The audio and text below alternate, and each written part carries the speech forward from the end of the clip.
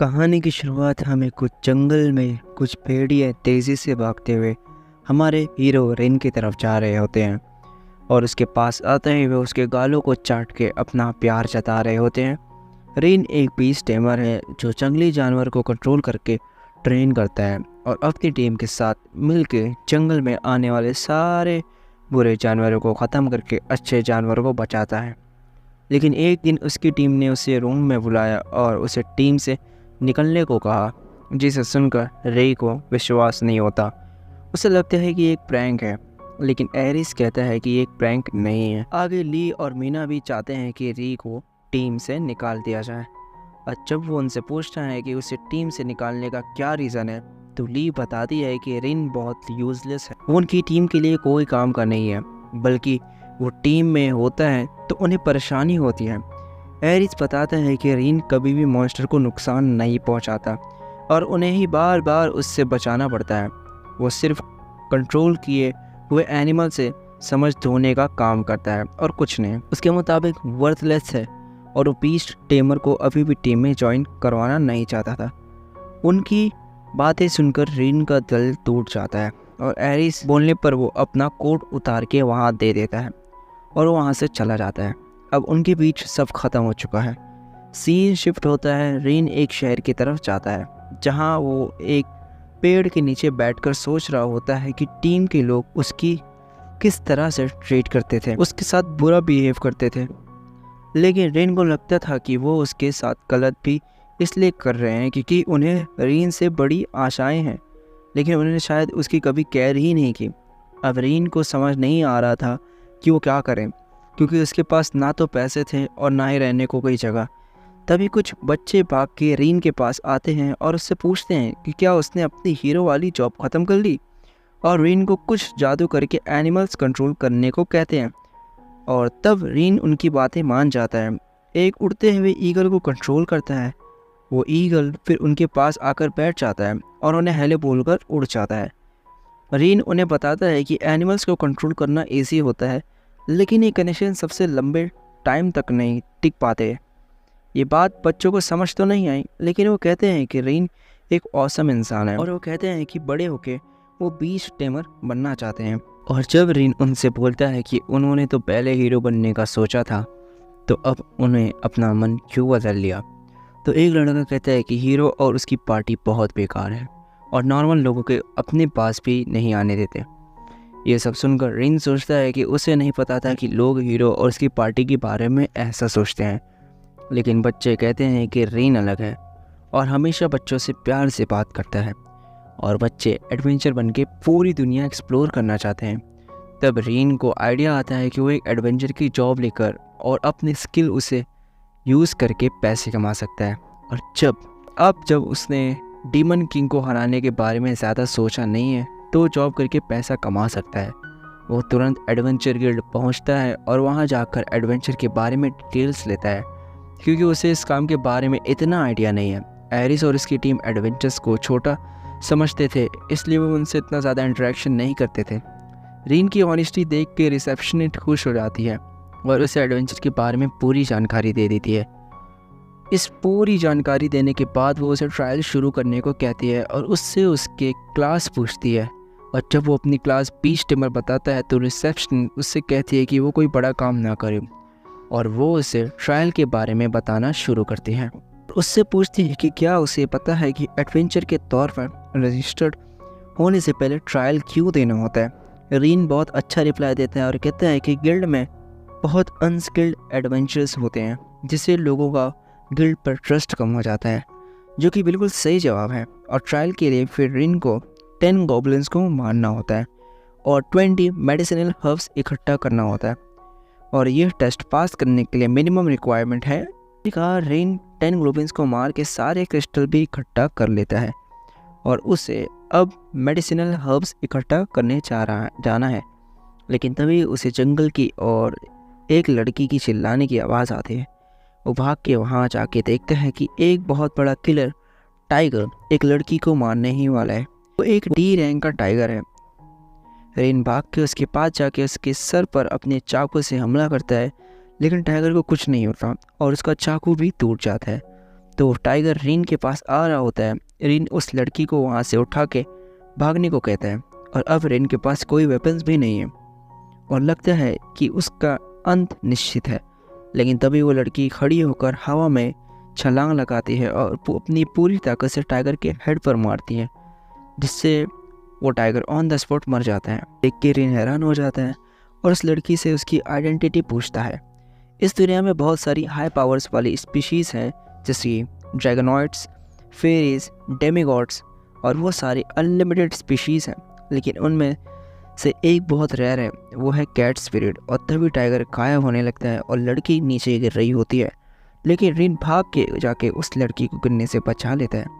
वो बेहोश हो जाती है क्योंकि उससे बहुत तेज़ भूख लगी थी और तब रीन उसे खाना खाने को देता है जो अपने साथ लेकर आया था। और खाना खाने के बाद रीन को थैंक यू बोलती है और क्योंकि उसने उससे खाना खिलाकर उसकी जान बचाई है और उसने बहुत दिनों से कुछ नहीं खाया था।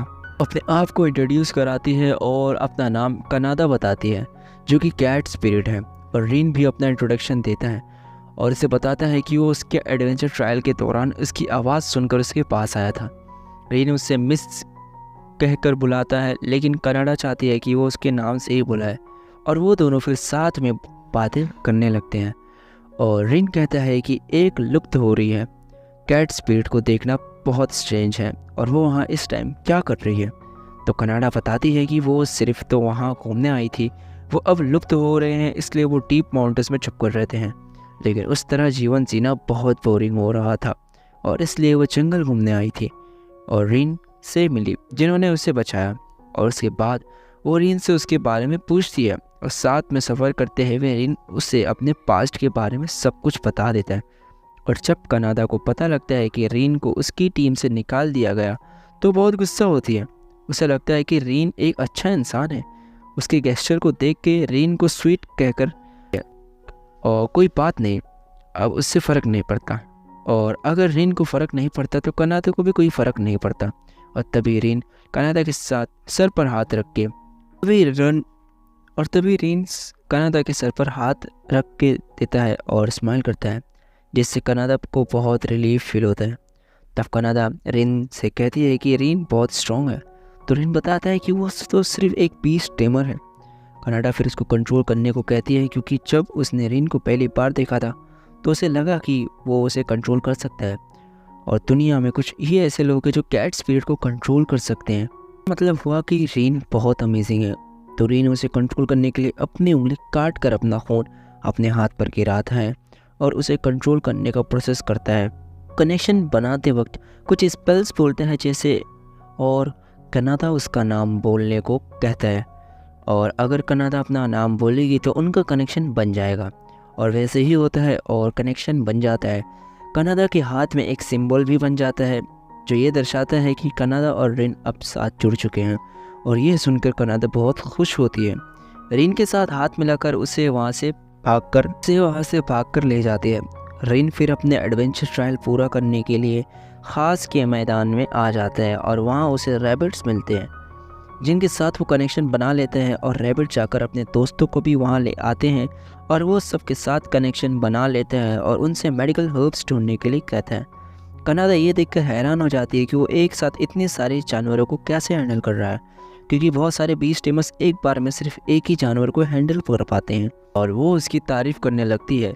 रीन फिर कनाडा के साथ एडवेंचर गिल्ड आ जाता है और रिसेप्शनिस्ट को 10 क्रिस्टल और 20 मेडिसिनल हर्ब्स ला कर देता है। रिसेप्शनिस्ट ये देखकर खुश हो जाती है और उसे ट्रायल पास करने के लिए कॉन्ग्रेचुलेशन करती है और अब वो एक F रैंक एडवेंचरर बन चुका है, इसलिए वह उसे एक एडवेंचरर कार्ड भी दे देती है और कार्ड के साथ रिवॉर्ड के तौर पर 50 कॉपर कॉइन्स भी देती है और कहती है कि जब उसकी रैंक बढ़ेगी तो उसे और पैसे मिलेंगे। और जितनी जल्दी उसने टास्क पूरा किया उसे देखकर लगता है कि उसकी जल्दी प्रमोशन मिल जाएगा और अब रीन को अपनी रैंक को बढ़ाने पर काम करना है। बाहर कनाडा के पास आता है और जो उसे पूछती है कि क्या हुआ, एडवेंचरर बन गया। रीन के हाँ बोलने पर वो खुश हो जाती है और उसे कॉन्ग्रेचुलेशन करती है। तभी एक अजीब सा आदमी वहाँ आ जाता है और कहता है कि कैट स्पिरिट को इतने आसानी से देखा नहीं जा सकता और कनाडा को देखकर कहता है कि वो यहाँ क्या कर रही है और उसे साथ में बैठ के ड्रिंक पीने को कहते हैं। वो रीन को बोरिंग कहकर भी बुलाता है, जिसे सुन कनाडा गुस्से में कहती है कि ये मेरा मास्टर है और उसने मुझे कंट्रोल किया हुआ है। रीन अपना इंट्रोडक्शन देते हुए कहता है कि वो एक बीस्ट टेमर है, जिसे सुनकर वो लड़का हंसने लगता है क्योंकि उसे लगता है कि एक normal beast tamer cat spirit को टेम नहीं कर सकता। लेकिन कनाडा बता देती कि रीन उससे भी ज़्यादा स्ट्रॉन्ग बीस्ट टेमर है, और यह सुन के वो आदमी उसे पंजा लड़ने को कहता है और जो भी जीतेगा उसे कनाडा मिल जाएगी। रीन कनाडा को खोना नहीं चाहता और वो पंजे लड़ने के लिए रेडी हो जाता है और फिर मैच शुरू होता है। पर यह क्या, रीन उसे लड़की को 1 सेकंड में हरा देता है और मैच जीत जाता है। तभी रिसेप्शनिस्ट भी उस लड़की के बिहेवियर के लिए सॉरी बोलती है और उसे ये भी पूछती है कि उसने अल्टीमेट स्पीशीज़ को कॉन्ट्रैक्ट कैसे किया, और यह देखकर वो हैरान है। रीन को मैच जीतने के बाद विश्वास नहीं हो रहा था कि वो इतना स्ट्रॉन्ग कैसे होगा, और जब कनाडा बता देती है कि वो उसके साथ अपना कॉन्ट्रैक्टेड है तो इसका मतलब है कि रीन कैट स्पिरिट जितना पावरफुल हो गया। यह सुन रीन को विश्वास ही नहीं हो रहा था, क्योंकि उसके घर में कभी भी कोई अल्टीमेट स्पीशीज़ के साथ कॉन्ट्रैक्ट नहीं कर पाया। और फिर उसके बाद वो दोनों हर्ब्स इकट्ठे करने चल देते हैं और वहाँ उन्हें रैबिट्स मिलते हैं और वो रैबिट्स उन्हें हर्ब्स इकट्ठा कर देते हैं। और सारे इकट्ठा करने के बाद रीन गिल्ड वापस चलने को कहता है, लेकिन कनाडा कुछ दूर से आवाज़ आती है और उन्हें लगता है कि कोई मुसीबत है। जब वहाँ पहुँचते हैं तो देखते हैं एक गैंग 100 लोगों का एक बूढ़े आदमी को मारने ही वाला है। तब रीन और कनाडा उस बूढ़े आदमी की मदद करने का डिसीजन लेते हैं और उनके पास जाते हैं। तो एक एक करके सबको मारना शुरू करते हैं और रीन तो उनका भरता बना देता है, और दूसरी तरफ कनाडा उस बूढ़े आदमी को बचाती है। कनाडा सोच रही है कि ये रीन एक अच्छा बीस्ट टेमर है और अब उसके साथ कॉन्ट्रैक्ट बनने के बाद उसके पास कैट स्पिरिट की स्ट्रेंथ भी आ गई है, लेकिन उसे लगता है कि कहीं ये स्ट्रेंथ उसके दिमाग में ना चढ़ जाए और वो पागल ना हो जाए। ये सब सोच के उसे अंदर ही अंदर घबराहट हो रही है। लेकिन आखिर में रीन उन सबको मार गिराता है और जब कनाडा को फेस देखता है तो उसका फेस लाल टमाटर जैसा चमक रहा होता है। वो बुढ़े आदमी उन खून से बचाने के लिए उन्हें थैंक यू बोलते हैं और उनसे ये भी पूछते हैं कि बिना कार्ड के क्यों ट्रैवल कर रहा है, क्योंकि ये ख़तरनाक हो सकता है। वो बुढ़ा आदमी बताता है कि उसने कुछ लोगों को हायर किया था, लेकिन वो उसका सामान लेकर भाग गया। लेकिन बुढ़ा आदमी को उससे कोई फ़र्क नहीं पड़ता और अब उसे गैंग के लोगों से डर लगता है, क्योंकि जब उन्हें पता चलेगा कि उनके साथियों ने किसी ने मार गिराया तो वो उसे छोड़ेंगे नहीं, इसलिए वो उन दोनों को वहाँ से भागने को कहता है। तब रीन उन सब को पकड़ने का डिसीजन लेता है और वहाँ से निकल जाता है ताकि दूसरे लोगों को इन गूंज से बचा सके। वो एक स्क्वायरल को टेम करता है और उन्हें छुपाने की जगह भी ढूंढ लेता है, और फिर उसके बाद कनाडा उसके बारे में पूछती है तो रीन बताता है उसने एक बी को टेम कर दिया है और अगर वो बी किसी को काटती है तो इंसान 12 घंटे तक बेहोश हो जाता है। लेकिन ये सुनकर कनाडा यकीन नहीं कर पा रही थी कि एक इंसेक्ट को कैसे टेम कर सकते हैं। रीन बताता है कि उसने घर पर इंसेक्ट्स को टेम करने की भी ट्रेनिंग ली थी, और इसके बाद वो दोनों अपना मिशन शुरू करते हैं। रीन कनाडा को नाइट्स को बुलाने लाने को कहते हैं क्योंकि पंडित उन पर हमला ज़रूर करेंगे और अब तक वो उन्हें बेहोश करने का काम करेगा। फिर रीन सारे इंसेक्ट्स को टेम कर देता है और उन्हें गुफा के अंदर भेज देता है। दूसरी तरफ ली और मीना ऐसे डर रहे होते हैं जैसे उन्होंने भूत देख लिया हो, और उन्होंने कुछ पंडितों से डर कर भाग गया था। और तब वो लड़की का गला पकड़ लेती है जो उनके साथ थी, क्योंकि उसे लगा कि उसने उन्हें नहीं बचाया और उसकी वजह से वो फंस गए। लेकिन वो लड़का तो सिर्फ बीस्ट टेमर था, तो वो फाइट नहीं कर सकता था। जैसे सुनकर ली यूजलेस कहती है और कहती है कि अगर रीन जैसे यूजली भी वहाँ होता तो फाइट करता वो आसानी से 10-20 स्क्वायर को टेम करके उन पंडितों को रोक सकता था। लेकिन लड़के के अकॉर्डिंग बीस्ट टेमर एक बार में सिर्फ एक ही एनिमल को टेम कर सकते हैं, और अगर वो ज़्यादा पावर ट्राई करेगा तो उसका नर्वस सिस्टम तबाह हो जाएगा।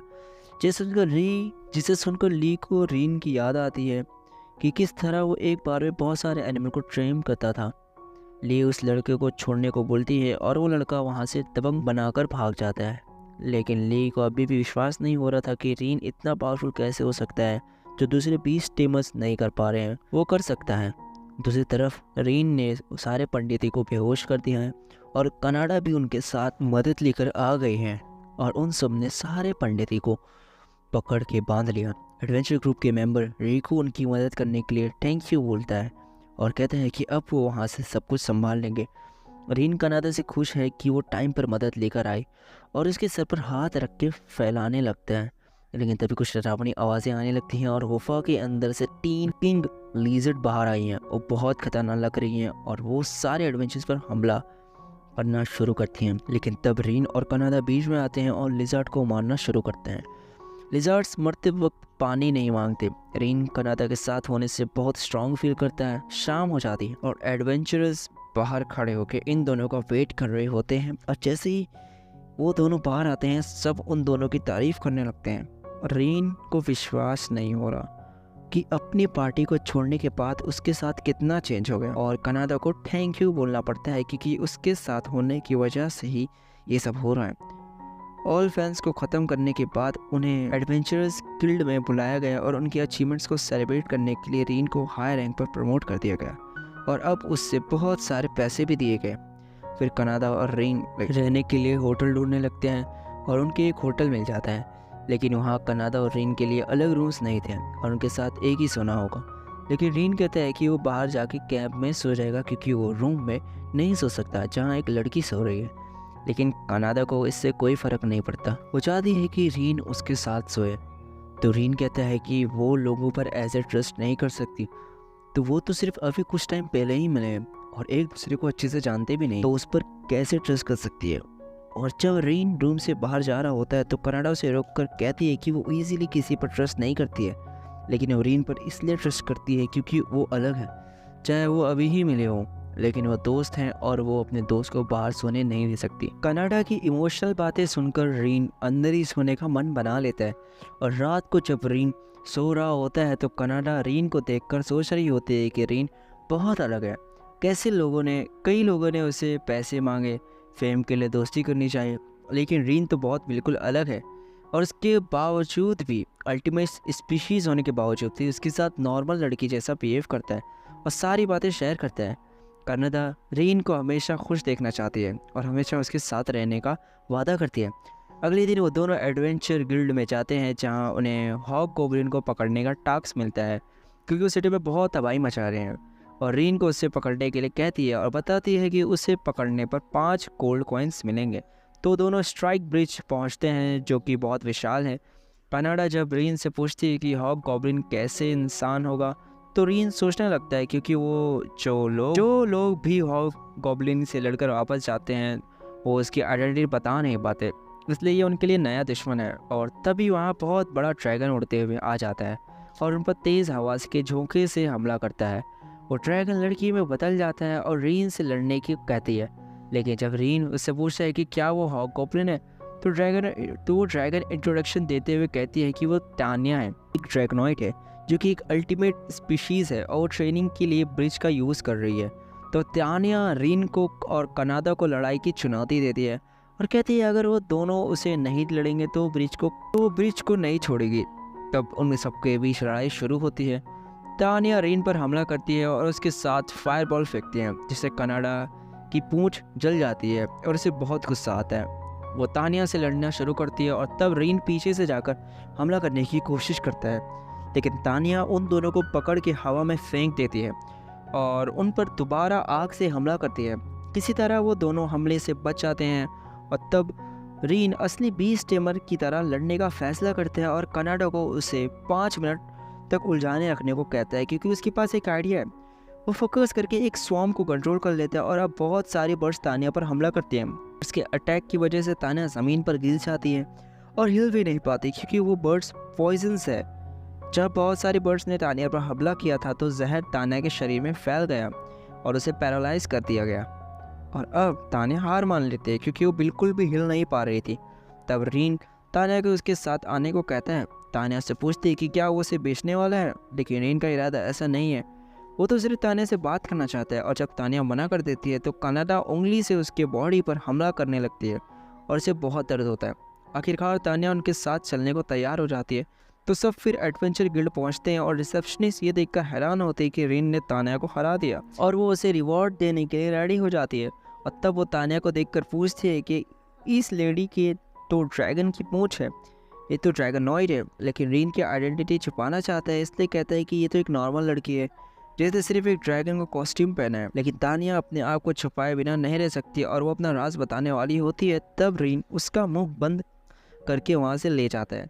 वो तीनों फिर मार्केट में आ जाते हैं और वहाँ भी तानिया सबको अपनी आइडेंटिटी बताने वाली होती है, लेकिन रीन उसे दोबारा वहाँ से ले जाता है।